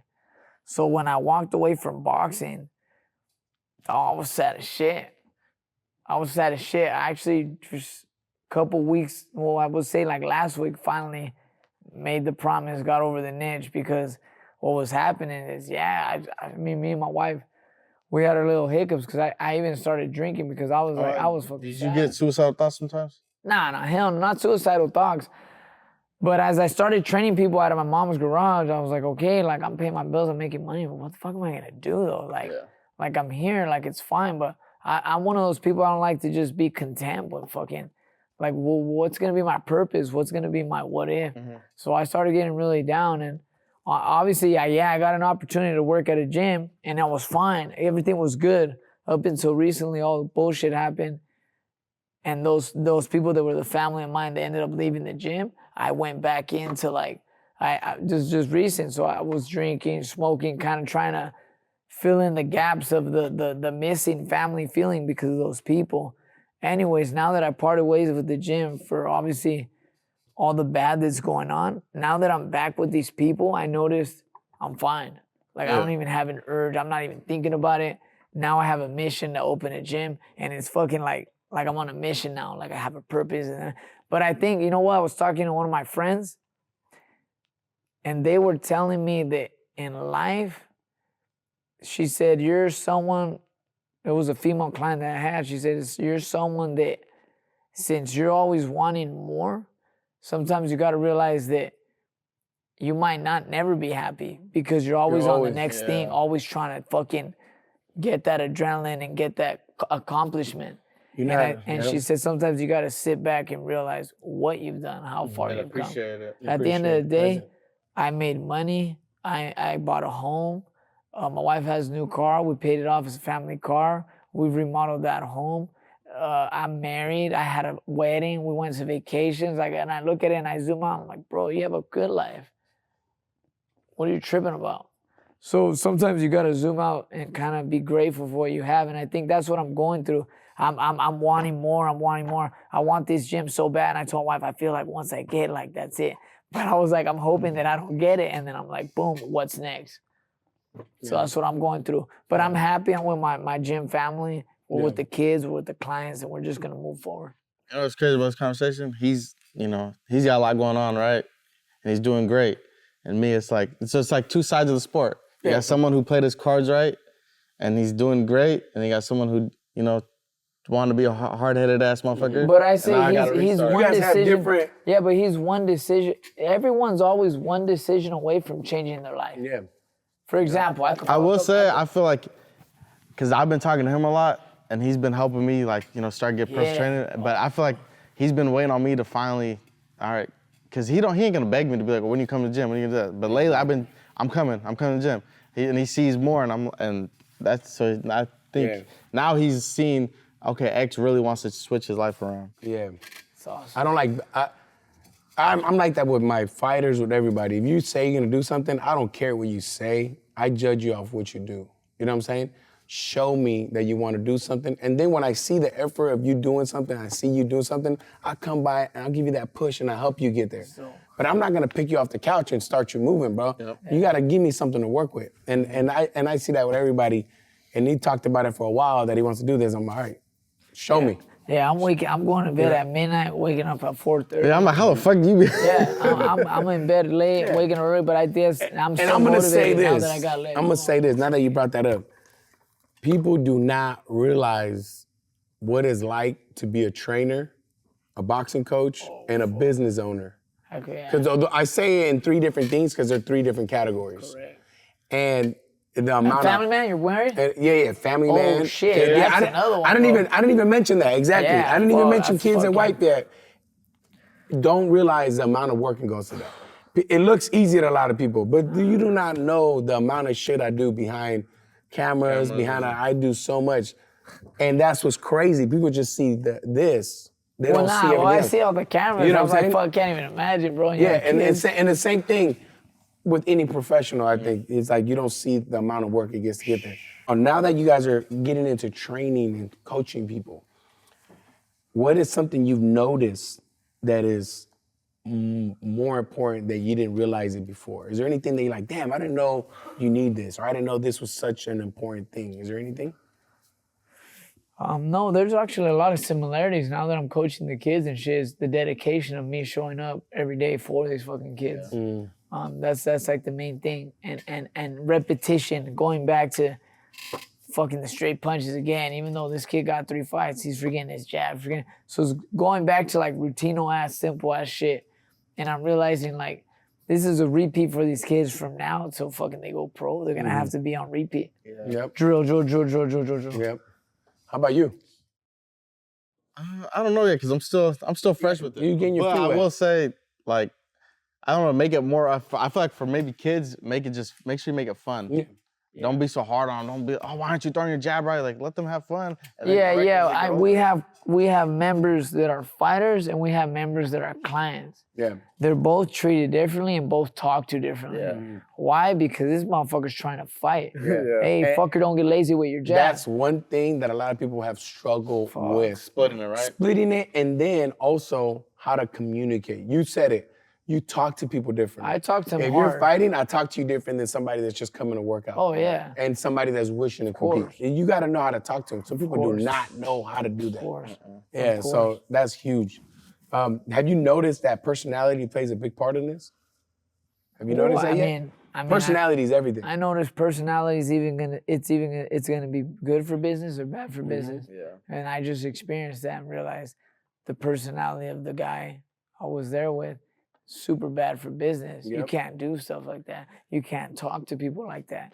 You gotta know who and where to do it. Kind of type of shit. This is why, like, I invest a lot of time in teaching them things like that because, like, for example, now, what did you tell me earlier that you're like, hey, I have a whole bunch of questions for you? Remember you were telling me? Yeah. That you're like, I got all these questions. And for me as a coach, I feel like I'm failing somebody if I don't show them It's badass. all this other stuff. Because yes, I can make you a great boxer. I can show you how to fight in the ring, how you can win, you can do all this, you can have a pro career, yes. But to me, it's more important to me, what happens to this person when boxing's done. Correct. When you retire correct, and you guys are in these shoes now. Yes. Where you Yes, at? Are you yes, gonna be yes. lost? Are you Yes, gonna be yes. depressed? Yeah. Are you gonna be, where are you gonna be? And for me, it's very important that when they get to that point, they have all the tools they need to be successful in whatever they choose to do. correct. That makes sense? It's very similar to life, bro. Yeah, and this is what, one thing that I do in the gym is I create levels, and then with the levels, there's goals. Like you gotta reach this goal. And with every goal, once you reach that goal, you learn something new. And every aspect of the business, boxing. So they learn every aspect of the boxing gym, from the administration to the coaching to the training to every aspect, so that once they're done with boxing, they have all the tools to possibly open up a gym. That's badass. And with this, when they're ready to take that test, they paid for the test. So now I'm asking you guys, now that you guys didn't experience this with your career, if you had this opportunity to be a part of this, knowing where you're at now, would you take advantage of that? Oh, yeah. Yeah? For sure. Yeah. And even though they would charge you for the test, let's say $100, $200, $300, $400, $500, Oh, yeah. you would pay it? Yeah. Why? Because you're gonna get whatever that qualification is, and you're gonna be qualifiable for whatever it is you're doing. And it's an investment. It's an investment It's just like into fucking yourself. school. I tell people boxing is just like school. You're coming to get educated. Yeah. Think of it like class. When I'm talking, listen, don't talk. I'm a teacher. After that, fucking do what you want. But you gotta Yes. learn. You gotta. Exactly. And I wanted them to hear it from you guys. You gotta listen. You gotta invest into yourself. And yourself. And that's what you're doing. You gotta listen. And You really gotta listen. a lot of people don't have that after Yeah. they after their career, they don't know what to do. Be real. yeah. How many professional boxers, when they're done, they're trying to find their ways or their jobs or career. They don't know what to do. That's why I love Right? networking with a lot of people, because I'm a person that I would vent my issues to people, and someone comes up with an idea, and I'm someone that takes action. Like if it sounds, I'm like, oh, you know what? Yeah, let's Fuck, do it. You're right, bro. I'm gonna do it. Yep. I'll do it. All right. What is a boxing gym for you guys? So explain what a boxing gym is to you. From what I'm used to, just Oh fuck, mine's way different. I already know what you're used to. yeah, because I'm just used to just only men, and Fuck it's yeah. just one way. Fucking train hard, just train hard. Yeah, no. And now being here though, I'm learning you can have fun with it. You can, not everything has to be serious 24/7. And there's different things you can do. There's different aspects you can do.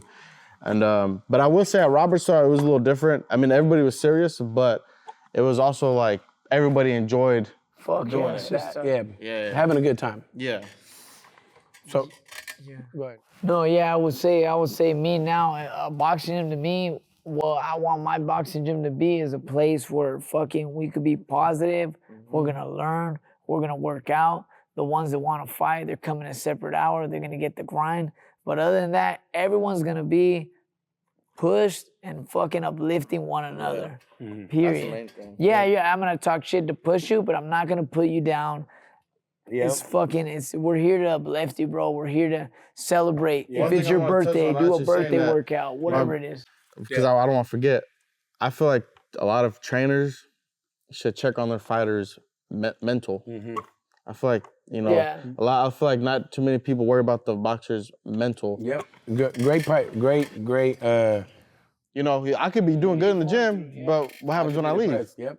Or say if I have a bad day, why the fuck ain't you doing this? What the fuck's wrong with you? Yeah, Instead of talking trying to shit, be like, instead of, hey, like you what's good, going like on with what's up with you, Yeah, I that's feel a like good point, that's X. something that That's a very a good lot of point. trainers need to put in the aspect of, okay, just because he has a bad day, he could be he's being lazy, or maybe his mind's just fucked up. Yeah. Let me talk to him. Let me see. You know what? There's a girl that's working with me that's gonna end up coming to the gym with us. She's really corrected me in a lot of ways. One time I was yelling at a kid like, "Hey, what the fuck is this guy? He's about to fight. He's not doing this." And she goes, "Hey, look, sometimes." She told me what happened. She goes, "Sometimes you gotta realize these kids are going through shit at home. Something happened. This is what happened." I'm like, "Oh shit, I didn't know." She goes, "Hey, that's So It's real. fuck, you gotta take it into account. Yeah, it's real.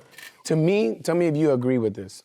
And this is why I feel like the success in the gym comes because of this. To me, a boxing gym to me is like a church. It's a place where people that are broken, the people that are lost, dealing with depression, people that want to get better at something, but here they're looking to get better. For sure. And sometimes you don't always go to church when you're broken. Sometimes you go to church just because you're good and you're just trying to maintain a good relationship with God and be at peace with yourself. But at the end of the day, it's a place for the community to come together For sure. and better themselves. Yeah, Correct. I agree with that. That's, And you. but that's what you got here. You got to you create a safe. Yeah, I noticed that right when I came in here, bro. Yeah. I was like, oh shit, like this, the energy, the people. I seen it right away. Yeah. I was like, fuck, this is what I'm trying to do. This is what I'm looking for right here. And I think that's everything to make it. And then pay attention to this. When you do that, you know what happens? You reach different demographics, which means you reach different people. You reach people that would never come to boxing to a gym that was men only, or a gym that was all this or that. Yeah. Now you're gonna reach people that would have never walked into a boxing gym, and they're gonna come in. Why? Because there's a church to them. I'm coming here, man. I just lost my job. I'm depressed, and I saw on Instagram that this helps. And now this person just walked in, and you're helping them. You know what I'm saying? And to me, that's what a boxing gym represents. To me, it's a church. That it's a place, a holy sanctuary place that you come and you help people better themselves. Oh, I can't fucking wait to be there, bro. You know what I'm saying? I'm like on that edge. I can't fucking wait to be there. And if you and I feel like people that get away from that, there's people that like they open gyms and they go, oh, fitness, and I got these cool ass machines. How many cool ass machines you see in there? Honestly, 2 assault bikes. Yeah, and I just got those. And no joke. I don't focus on the fancy equipment and all that. I focus on the boxing. And I use the boxing to teach people and to develop people. Keyword, develop people. And once you develop people, the better you develop them, it draws more people. Like, fuck, I saw he transform, she transformed. Suddenly more people want to come. Why? Because of the transformation. But boxing gyms in this generation lately, they focus on the fitness, on the mid-work and working people out because they feel like that's what's cool. But that only lasts for a short period until it collapses. Yeah, well, that make we sense? have a lot of clients that don't want to like develop the boxing, but they want to do the boxing workout. They want to learn some simple combos. Yes. Do some bag drills. 30 seconds you, 30 seconds your partner. And that's you being authentic with boxing, right? Yeah, That's you because doing I'm boxing. teaching, coaching. We're breaking down a little combo. Now we're gonna go on the bag. And you know what, bro? I never thought I would be a coach. When people told me, hey, be a coach, I was like, fuck that, bro. Usually when people are coaches, they're retired, which is almost true. But I was like, nah, I'm not going to do that. Personal training, nah, I don't want to do that. That's not me. Everything everyone told me not to do, even, hey, open your boxing gym, nah, fuck that, bro. It's too much work, this and this. I feel like God has pushed me in corners where like I'm having to take these steps even if I don't want to, bro. I didn't think the gym would happen this soon, and it is gonna happen. And it's like there I am in another situation. People are treated unfairly and unequally. You need to help someone, bro. Go do it. So it's been a trip seeing how this shit evolves. But I'm blessed to have been connected with a boxing family. Badass. That was my next question. I was gonna ask you guys, what's your future?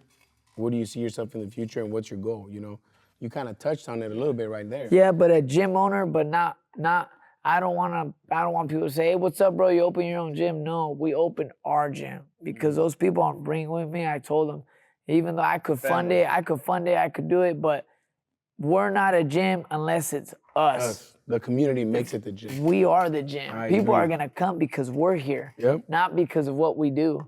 And I'm praying, I'm hoping that it happens sooner than later. It will happen. But I'm super motivated. Walking here, I got super motivated. You got Andy, watch. You got Andy want to start the gym right now? Yeah, your layout, the way it is, the high ceiling. I'm like, damn, bro, this is tight. It's really amazing, bro. But I don't look at it. See, this is where people sometimes, I don't look at it in a way like, oh, fuck, this fool has hell shit. I look at it, a lot of people look at things envious, bro. Too many people look at shit weird.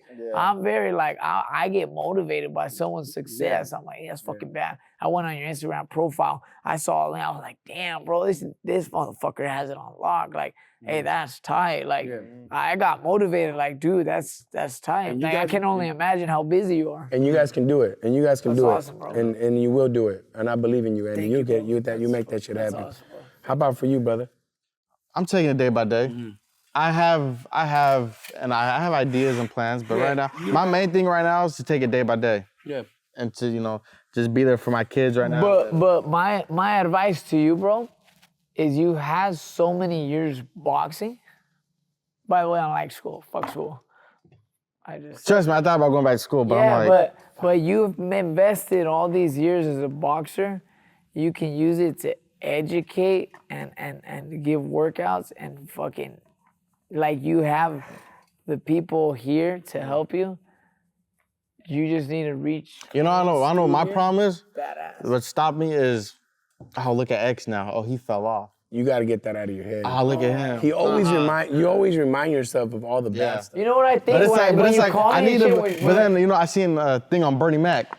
He was like, I don't give a fuck. He said, I'm gonna get mine, goddammit. And I'm like, I need to have that fucking mindset. Yeah, well, every time, even when he pulled up, I'm like, oh shit, that's X, fuck, bro. He's retired, but hey, he's fought with this or this fool. Like, hey, what's up? Like, I mean, I don't look at it as enough. Yep. But people are always gonna have whatever they want to say about you, bro. Yeah, always. So you just gotta, stop caring, bro. But that's like, it's an example. Stay on your shit, because you're gonna put the same fucking situation. No, but just. Hey, what's worse? You can't get worse. Nah, to be real, I'm starting to realize, just because I didn't have what I used to have, I am blessed. I got a roof over my head, food on the table, my kids are healthy. Yeah. My dad's still by my side. This is a good thing. People need to realize, stop caring what people say. Stop caring that you come to this gym. If you're learning and you're fucking getting better, then who cares? Yeah. Who cares? And who cares what anyone else is doing? Just focus on you. I feel like as an amateur boxer, that's all I did was focus on me. People talk bad. When I went pro, they're like, oh, this guy's not gonna go far. He fucking had hand issues. And then everybody was on me later. Yeah. And it's just you made them believers. Yes. What tip would you give? What tip would you give the young boxers in the gym? What tip would you give them? Listen. And you talking about in the gym or just in the gym? Young boxers that want to become world champion professional boxers one day. What tip would you give them?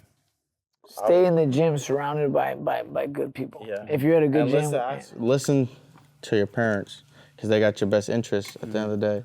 I was a hard ass and I know it all, and there's a lot of shit I should listen to my dad about. So I would say that. Listen. That's hard. That's hard though. That's hard. The kids, I never listened to my parents. I was always out and about. They were getting mad at me. It's super hard to tell a kid that because. But I'm glad Andy touched on something. He was like, because you were like when you and your dad get into it.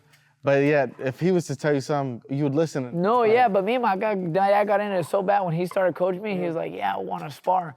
I was 15 at the time. We sparred. I was like, dude, I'm gonna fuck my dad up. I'm gonna show him it's not as easy as he thinks. So when we were sparring, I dropped him. And I told him when he got up, I was like, see, move your head. It's not that easy. But This guy obviously, beat his no, dad's ass. no, it was a dig. No, it was a dig. I was a dig. And then he got up and we kept sparring. But it was after I thought of it, I was like, bro, you're a piece of shit, you know? But I was so happy that I dropped my dad because I was like, he usually was always telling me, oh, you gotta do this, you gotta do that. And it was like the main argument that we went to work out of why we even went to spar. So I was glad he realized this shit's not easy, bro. You gotta like apply the science part. It's fucking timing. It's This is something you're dealing with right now. What's going on with this boxing gym that you were at? What was this? What happened, or why did you leave? What happened? I mean, I was given an opportunity, which obviously, just like everything in my life, I take. If there's an opportunity, I go for it. I don't question it. Coming out of my mom's garage, I was a little lost. I needed a place. I needed a home. So this opportunity opened up from a coach that was needing help at the time. So I took it. I was very grateful for the opportunity, but as I was there and time passed, I just realized everyone was dealing with so much there at this gym that I want to personally change. It super motivated me. Obviously, I got let go in a way that was very unprofessional, however it went down. Now that it's all said and done, I just want to create a new gym, a new home environment for the people that are dealing with the constant abuse and taking advantage of those in need. If there's one thing that bothers me, that bugs me, I don't care who you are, how much money you have, when you get on people and try to take advantage of people in need just because you have more money, that doesn't sit well with me. And that's one of the main reasons why I left, is because I've gotten checks, 6-figure checks. I've never changed who I was. People always say, oh yeah, you look different on IG, whatever, but once we meet, you're hella cool. I'm like, bro, it's because you don't know me, you know? Yeah. But that's one thing that I stand on is don't take advantage of people. You know how simple it is if you have your coaches running your gym to say, hey bro, I just want to thank you for handling the sparring. It's not even about money. It's the appreciation of me going up to you. Hey, thanks coach. I really appreciate you taking the kid to fight. Here's $20 for the gas, bro. Not just the appreciation, the mindful thought of, oh damn, that makes you feel uplifted. Yeah. And it was just too much of no appreciation that I just had to get out of the environment.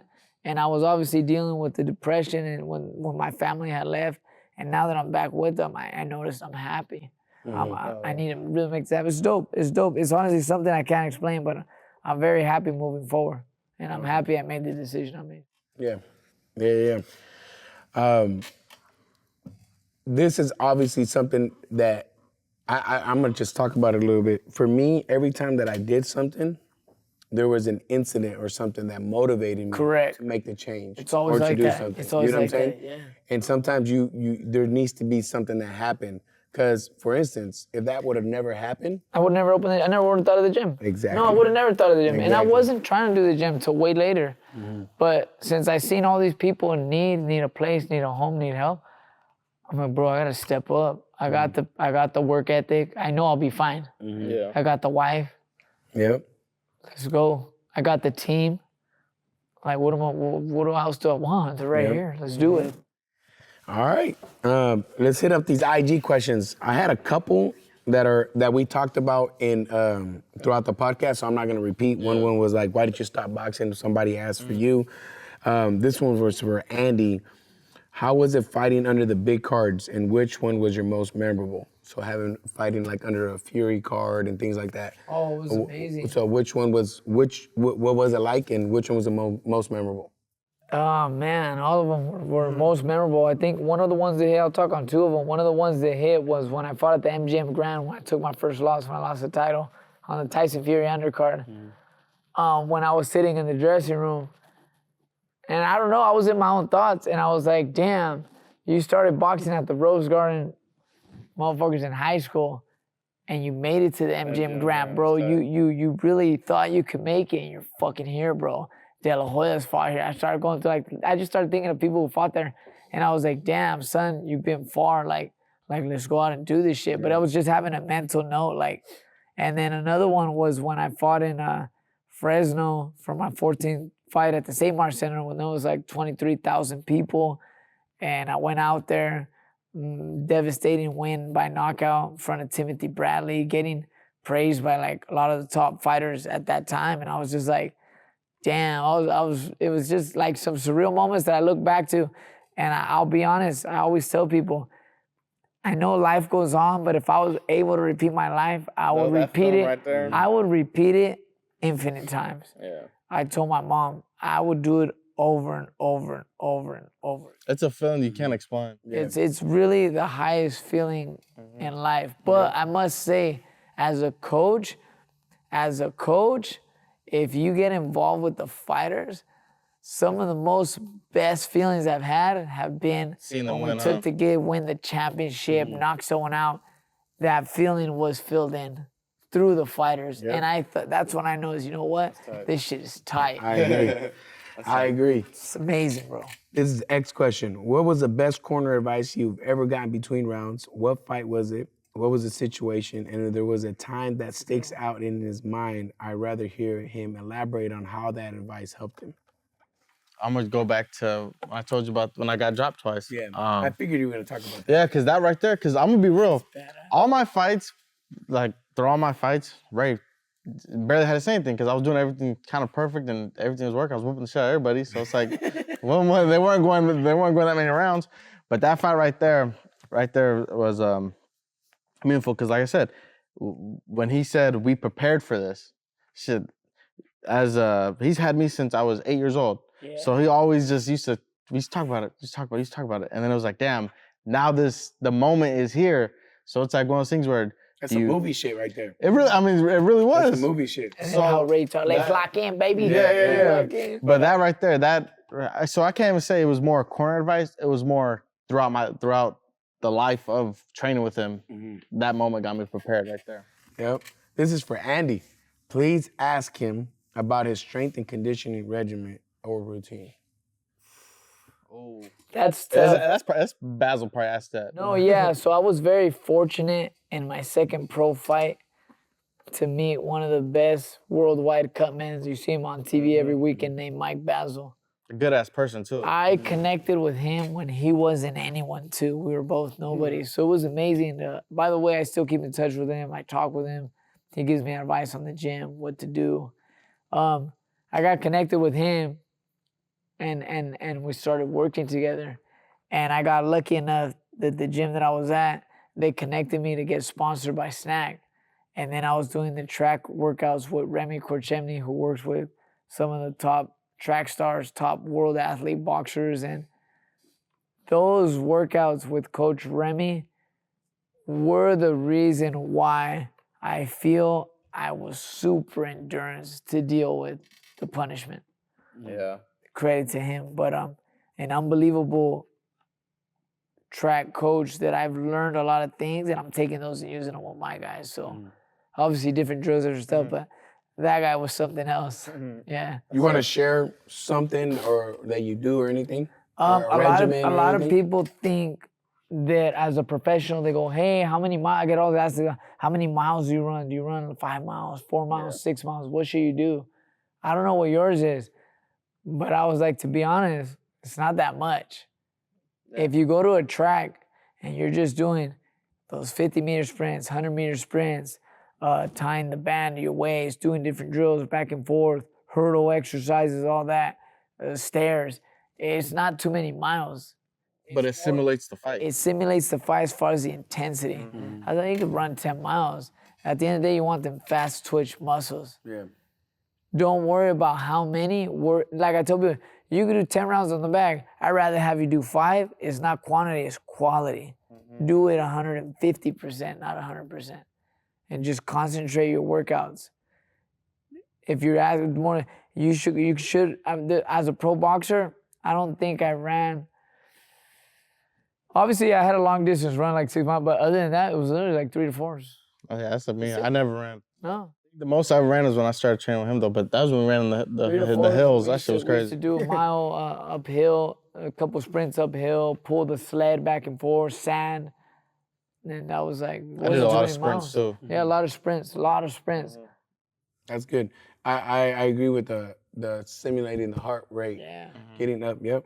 This is for X. This is IG question for X. It said, "What's one of the biggest challenge in boxing for you this far, personally?" That's what the question was.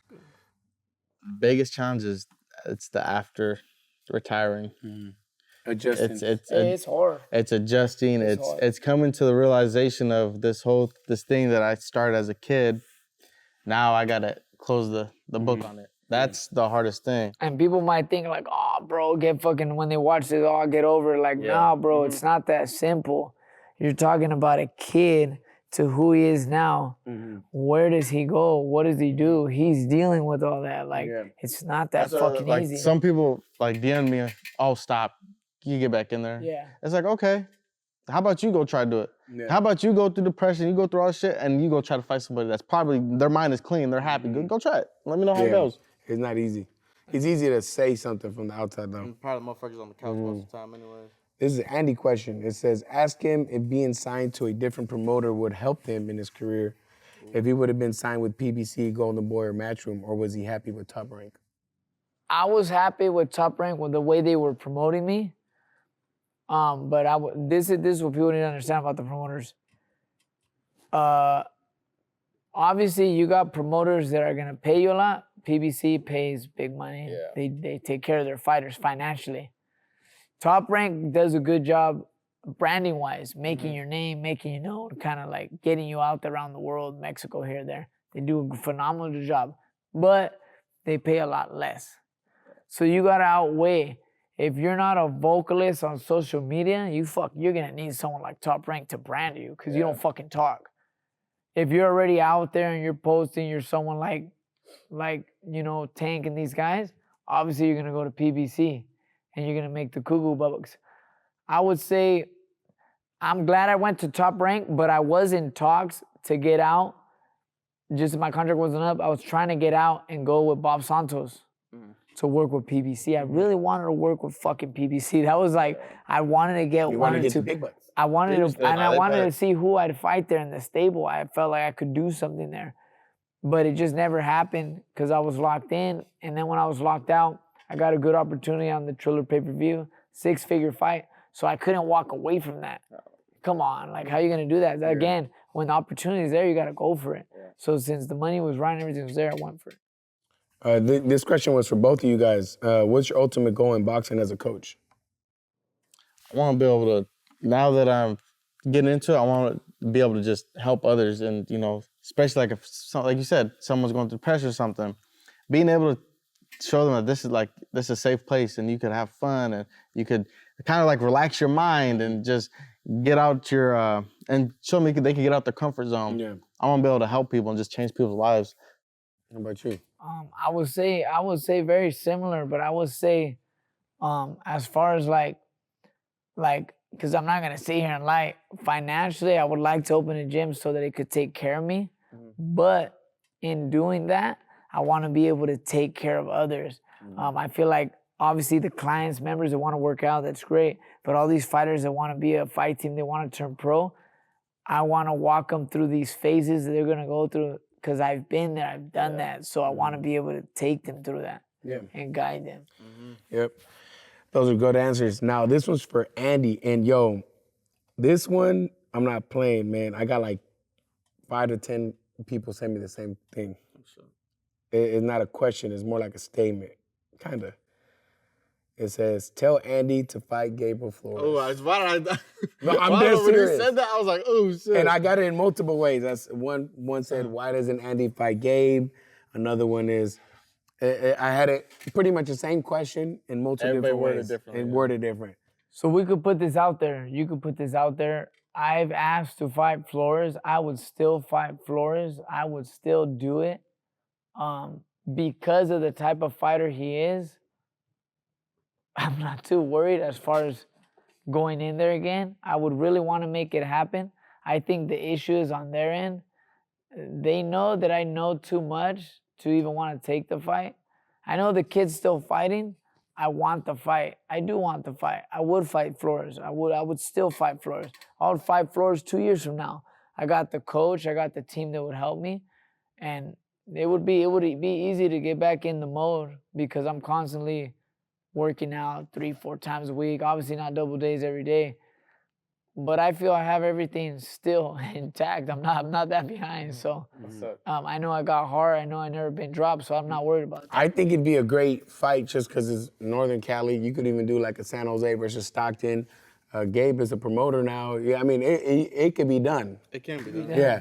So I thought I'm down. I've been down. I've been telling everybody I'm down. I know you guys send me that a lot, but I'm all for it. Yeah. I was actually thinking of getting my all my licenses down in Fresno, get them renewed, just to have them renewed to be ready to go. in case. I just asked her too. That's fine. Yeah. I found it funny how. Oh, many people sent it. immediately, man, immediately, without question. These next two are Andy questions. Another one is, in your upcoming boxing career, who was the hardest boxer you had to face in your boxing career? Oh, I think he's messed up the way he said it. Who was the hardest boxer you've fought? Coming up. Yep. Coming up was my 10th professional fight at the Cash Creek Casino. My manager had told me it was a step-up fight. Motherfucker was tough. No, he was taller. Obviously was a distance fighter, so he was hard to hit, hard to reach. He wobbled me, buckled me. I was losing the fight. One of the assistant trainers that ended up being my head trainer, Angel Cordon, said, "Hey, fuck boxing. You got to go to him. You got to step to him. You're losing the fight." He missed a right hand. I landed a left hook. I dropped him. He got up, and then I dropped him again. I won the fight, but I was losing the whole fight. Wow. And so That's it some Rocky shit right there. And then I told people after that fight, like in this sport, when you reach the professionals, one punch changes everything. That's just it. And then the last IG question is for Andy. What is the worst job you had while you were working, when you were pursuing boxing? And which one was the best one? So which was the worst and best job as you were a boxer, when you were boxing? Not that. You know what? I loved all my jobs I was at because I was using the system a little bit.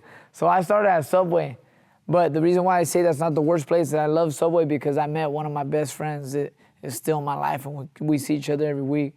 My boy Envy me, we met there when I was 16. We ended up. He's been my day one through my ups and downs in my life, my career. So he was my best man at my wedding. So I met him there. So it was a great time.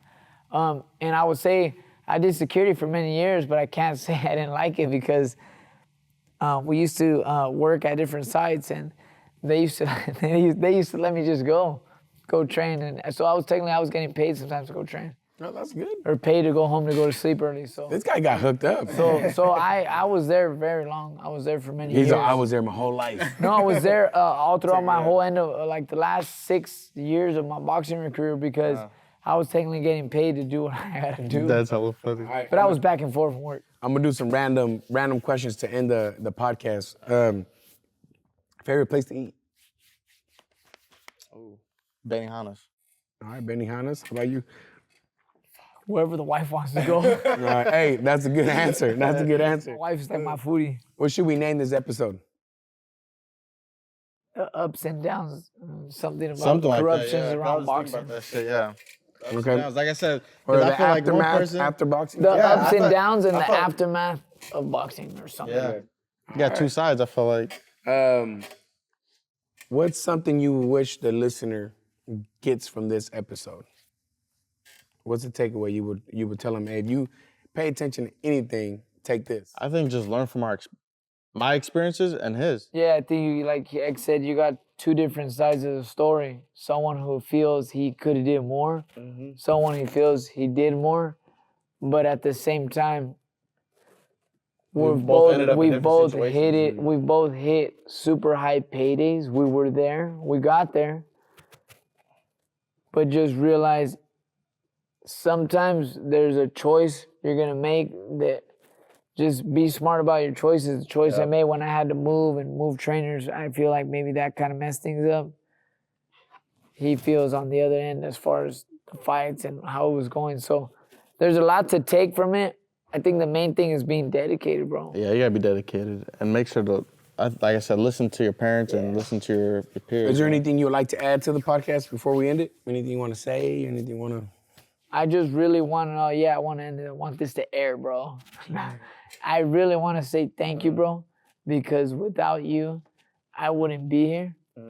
Thank you. I got connected to him. I found out about him. I didn't know his gym. I didn't know who it was. Yeah, bro, I'm just grateful that you ended up setting this up because, again, if it wasn't for him, I wouldn't be here. But it's like a simple appreciation goes a long ways, bro. But I just want to say on air, hey, bro, X, thank you. Nah, I want to appreciate you for being, a good friend, throughout the sport, because it's just not easy, and being able to, I talked to Andy and we similar things, and he'll have his days. But you know what's crazy? He was never this vocal as a boxer. Like he was very quiet, dedicated, bro, in his own zone. Like very like I'm on a mission. Like don't fuck with me. Like I just that's his vibe. But I knew it was super cool. But it was like I noticed after boxing, he's opening up more, and that's dope, bro. Because that's like that's the shit. I'm like, what if I would have fucking But because, it is what it is. Because if people knew that side of him, it's a good side, bro. Yeah. Business-wise, How can people stay in contact with you guys? Just through Instagram for me. My Instagram is just Xavier Martinez, and I have a blue check, so obviously that's me. I'm pretty sure it's person. Did you buy it? No, hell no. Through Instagram as well. I have my training page too. I'm quicker to reach that way. My official page, I check it, but it's not all the time. I'll just be posting stuff. But yeah, Andy Vences is one. Cool. Well, that's it for this episode. I hope you guys enjoyed. Oh, and I want to thank you for giving us this platform to tell our story. This is actually X's idea, so I would say I hope you guys enjoyed this episode. I brought it up too, and then I called him. And so if you did enjoy it, we got to thank X. X is the one who actually orchestrated this whole thing. He's training people. He's here. And he's here, and he's doing it. And I got good feedback from him too in the gym. But yeah, I hope you guys enjoyed it. If you did, like, share. If you know somebody that can benefit from this, share it to them, and subscribe. I hope you guys have a great Monday. Thank you guys for watching. We're out. Deuces.